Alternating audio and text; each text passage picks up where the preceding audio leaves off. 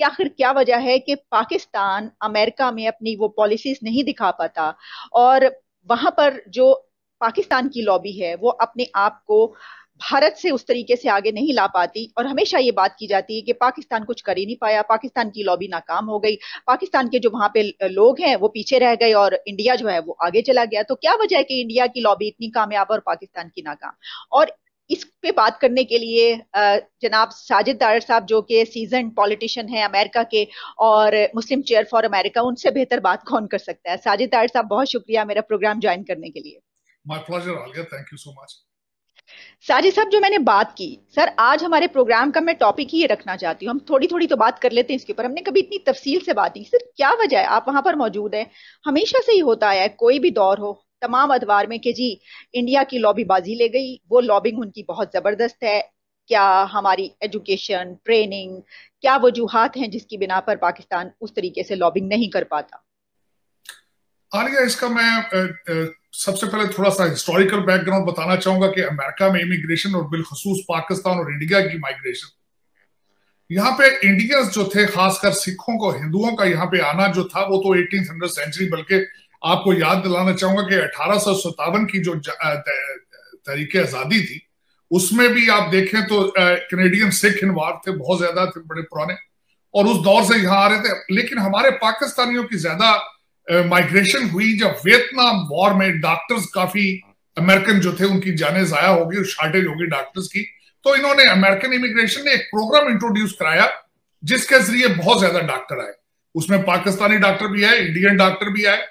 अब मैं इस पे, मैं यहाँ पे मैं तकरीबन 35-36 साल से हूँ यहाँ पे, और मेरा जो मुशाहिदा, मेरी जो रिसर्च है इस बारे में, मैं इसके बारे में 10 पॉइंट है वो डिस्कस करना चाहूंगा आपके देखने वालों से, और उसके बाद मैं थोड़ा सा एंड पे जाके बताता हूँ कि वेंडी शर्मन का अफगानिस्तान के हवाले से हम कहाँ खड़े हैं, अमेरिका क्या खड़ा है, अमेरिका चाहता क्या है। सबसे पहला डिफरेंस जो हमारे डायस्पोरा का और इंडियन डायस्पोरा का एजुकेशन और इनकम बैलेंस है उसका। अब मैं यहां बताना चाहूंगा कि एजुकेशन का स्टैंडर्ड, वहां से ज्यादातर जो लोग आते हैं तालीम के लिए आते हैं, पढ़ने लिखने के लिए आते हैं, और उनका एजुकेशन बैकग्राउंड होता है वहां से। हमारी ज्यादा माइग्रेशन जो पाकिस्तान से हुई इकोनॉमिक बेस्ड हुई, उनकी एजुकेशन बेस पे है। एक तो वहां पे हमसे वो बाजी ले जाते हैं, उनका उसी लिहाज से जिस तरह कंप्यूटर का उन्होंने यहाँ पे बहुत ज्यादा सॉफ्टवेयर का और दूसरा काम किया यहाँ पे, और इंडिया में भी इस वक्त भी उस रीजन में कंप्यूटर सॉफ्टवेयर एक्सपोर्ट में India is one of the biggest player. तो उस लिहाज से उनकी इनकम भी हमारे पाकिस्तानियों से ज्यादा है। जब इनकम आपकी ज्यादा होती है, आप बच्चों को अच्छी तालीम देते हैं, आप उसके बाद पॉलिटिक्स, आप अपनी सोसाइटी पे तवज्जो देते हैं, चैरिटी में इन्वॉल्व होते हैं, कई चीजों में, हम उनमें हमारा दोनों चीजों में एक सीरियस फुकदान है। उनकी माइग्रेशन एजुकेशन बेस्ड, हमारी माइग्रेशन इकोनॉमी बेस्ड। अब उसके बाद मैं बताना चाहूंगा कि इस वक्त डॉक्टर जो हमारे आए, काफी आजकल भी डॉक्टर आ रहे हैं, उनका यहाँ पे सोशल लाइफ के अंदर उनका कंट्रीब्यूशन ऑलमोस्ट जीरो। एक तो उसकी वजह यह है कि मैं डॉक्टर्स और मैकेनिक्स में काफी फर्क समझता हूं। मैकेनिक गाड़ियां फिक्स करता है, वो बॉडीज को फिक्स करते हैं, सोशल इश्यूज के साथ उनका कोई जोड़ नहीं, उनका आपस में कनेक्ट नहीं होता। अमेरिका के अंदर डॉक्टरों की बहुत बड़ी ऑर्गेनाइजेशन एक अपना, लेकिन वो देख लें वो सिर्फ एक सकाफती ऑर्गेनाइजेशन बन चुकी है। हर साल वो एक म्यूजिकल प्रोग्राम करते हैं, लेकिन पॉलिसी मेकिंग में इन्वॉल्व भी नहीं है।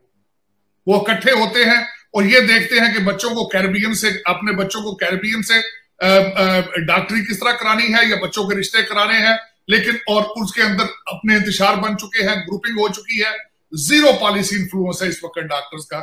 और अमेरिका के अंदर सबसे बड़ी ऑर्गेनाइजेशन इज कॉल्ड अपना। अब उसके बाद तीसरा पॉइंट जो मैं सबसे बड़ा, वो ये है कि पाकिस्तान के अंदर जितने मार्शल लॉ लगे और जिस तरीके से हमारी सियासी तरबियत ना पाकिस्तानियों की है ना पाकिस्तानी डायस्पोरा की है, क्योंकि आपकी भी वहां पे जो ब्रेकें लगती रही, आपके भी आपकी सारी उम्र में से आधे से ज्यादा पीरियड आप मिलिट्री डिक्टेटर्स के पास रहे। फिर उन्होंने कभी रेफरेंडम कराए, गैर जमाती बुनियादों पर इलेक्शन कराए, कभी उन्होंने बेसिक डेमोक्रेसी पे तवज्जो दी, कभी कुछ किया, जिस तरह हमारे इस वक्त बड़े बड़े लीडरान समझते हैं। बल्कि मैं तो एग्री करता हूं कि इलेक्शन होते भी है तो वो धांधली के जरिए उनको चेंज किया जाता है, जो कि मैं समझता हूं कि डेमोक्रेसी का बदतरीन चैलेंज है। तो उसी लिहाज से जब वहां से लोग आते हैं जमहूरियत का कोई ट्रेनिंग नहीं है सियासी, फिर वो यहाँ आके भी वो जिस तरह आप वहां पे डिस्कनेक्ट है सियासत के साथ, वो यहाँ पे भी डिस्कनेक्ट है। उसके बाद ये होता है कि हमारा हर पाकिस्तानी, क्योंकि इकोनॉमी बेस अगर माइग्रेट करके आता है यहाँ पे, क्योंकि ज्यादातर हमारी जो इमिग्रेशन हुई जब मिडिल ईस्ट की लेबर वहां से बंद हुई, मिडिल ईस्ट ने जब श्रीलंकन, बांग्लादेशी और इंडियन सस्ते लोग हायर करने शुरू किए, तो वही लोग हमारे यहाँ आ गए। अब उन्होंने क्या किया कि वो यहाँ आते हैं, पाकिस्तान में घर बनाते हैं, और पाकिस्तान के अंदर लॉ एंड ऑर्डर वीक होने की वजह से फिर उन घरों की हिफाजत चाहिए होती है। अब उसके लिए क्या करते हैं, वो पीपल्स पार्टी और नून लीग और पीटीआई के एमपीएस का इन्फ्लुएंस चाहते हैं।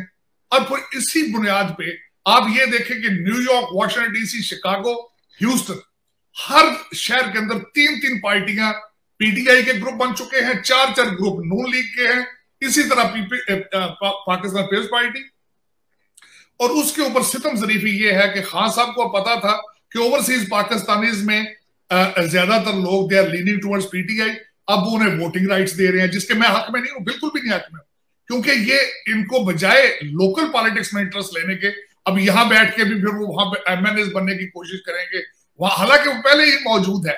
आप सिर्फ पीटीआई नहीं है, अब किसी पार्टी की कैबिनेट उठा के देख लें, आधे लोग उनमें ब्रिटिश होते हैं या अमेरिकन होते हैं, लेकिन उनका अब मैं बताता हूं उनकी क्या सर्विसेज होती हैं। वो कोई टेक्नोक्रेट नहीं होते, वो यहां पे भी इतने सक्सेसफुल लोग नहीं होते, सिर्फ वो एक करते हैं कि हमारे सियासतदानों के खाने पकाते हैं। वो जब आते हैं उनको उनके शोफर ड्रिवन ड्राइवर बनते हैं उनके। अब मैं ये गारंटी के साथ ये कह रहा हूं, मैं हर बड़े बड़े सियासतदान आपके देखे हैं जिनके लंदन में कारोबार है, रेस्टोरेंट थे, कई लोग तो मैंने देखे ऐसे ऐसे आपके मिनिस्टर सिर्फ पाकिस्तान में वो मिनिस्टर इस वजह से बने कि उनके वहां पे रेस्टोरेंट थे, ताजा खाना, ताजा रोटियां पकाते थे, वो भेजते थे, उनका टेक केयर करते थे, और आपकी कैबिनेट का हिस्सा बन गए हैं। इसी तरह आज भी आपके जो ज्यादातर बैठे हैं, majority of them they chauffeur थे, ज्यादातर खाने पकाते थे, और उनकी बस कोई टेक्नोक्रेसी नहीं है। मैं चैलेंज करके कह रहा हूं, उसकी वजह यह है कोई क्रेडेंशियल्स नहीं है। होता है ना कोई पीएचडी इकोनॉमिक्स जाके पाकिस्तान की मदद कर रहा हो, जीरो। एक तो ये सितम जरीफी, और उसके बाद मैं बताते वोटिंग के हक में, मैं हक में नहीं हूं कि आप वोटिंग का हक दिया जाए, हाँ सिर्फ उनको दिया जाए जो रियल असल मानों में ओवरसीज पाकिस्तानी है। वो कौन है? सबसे ज्यादा पॉपुलेशन आपकी मिडिल ईस्ट में है, उनको वोटिंग राइट्स दें। I am an American, why I need to vote in Pakistan? मैं अमेरिका में वोट डालता हूं, मैं वही मेरे लिए बेहतर है। कैनेडियंस को नहीं देनी चाहिए। जिस कंट्री के अंदर आपकी सिटीजनशिप मौजूद है, उनको पाकिस्तान में वोटिंग के हक की कोई जरूरत नहीं। आपको सिर्फ पाकिस्तानी पासपोर्ट के साथ मशरूत होनी चाहिए, पाकिस्तानी शरीयत के साथ उनको वोटिंग राइट्स दें। एक तो मैं इस चीज के हक में। अब मैं आगे एक बात बताना चाहूंगा कि आपने नेशनलिज्म का एजेंडा, नेशनलिज्म आपके पाकिस्तान में भी नहीं है, और हम जाहिर है पाकिस्तानी अमेरिकन है। अगर हम पाकिस्तान में नेशनलिज्म नहीं है, तो यहां हमारे अंदर क्यों नेशनलिज्म आएगा? अब मैं उसकी मिसाल देता हूं, आप हमारे साथ सितम जरीफी देखें कि ओवरसीज पाकिस्तानी फाउंडेशन का बना दिया जाता है मिनिस्टर सरवर खान साहब को पिछली गवर्नमेंट में। मेरा खुद फर्स्ट हैंड इंफॉर्मेशन तजर्बा है, मैं उनके ऑफिस में गया और मास्टरों और पटवारियों के तबादले कर रहे थे। वो वहां एक भी ओवरसीज पाकिस्तानी नहीं बैठा था उनके ऑफिस में, और सरवर खान साहब को बिल्कुल पता ही नहीं ओवरसीज पाकिस्तानी है क्या चीज। आजकल देखें सितम जरीफी, जुल्फी बुखारी साहब जो कि प्रेसिडेंट साहब के जो है वो हमारे प्राइम मिनिस्टर के सबसे ज्यादा चहेते हैं इस वक्त, ओवरसीज पाकिस्तानी का पोर्टफोलियो उनके पास है। और भाई वो तो सोने का चमचा लेके पैदा हुए इंग्लैंड में, ब्रिटिश है, उनका ओवरसीज पाकिस्तानी के साथ क्या ताल्लुक है? होना चाहिए जहां सबसे ज्यादा ओवरसीज पाकिस्तानी बैठे हैं, दुबई में बैठे हैं, सऊदी अरेबिया में। आपका ऐसा एक ओवरसीज पाकिस्तानी मिनिस्टर होना चाहिए जिसको अरबिक कल्चर का पता हो, नीचे से तरक्की करके गया हो, जिसके रिलेशनशिप हो मिडिल ईस्ट में, सऊदी अरेबिया में, उसको होना चाहिए। ऐसे लोगों को आप ओवरसीज पाकिस्तानी बना देते हैं जिनका हमारे साथ कोई रिलेशनशिप ही नहीं है, फिर हम डिलीवर क्या करेंगे? आप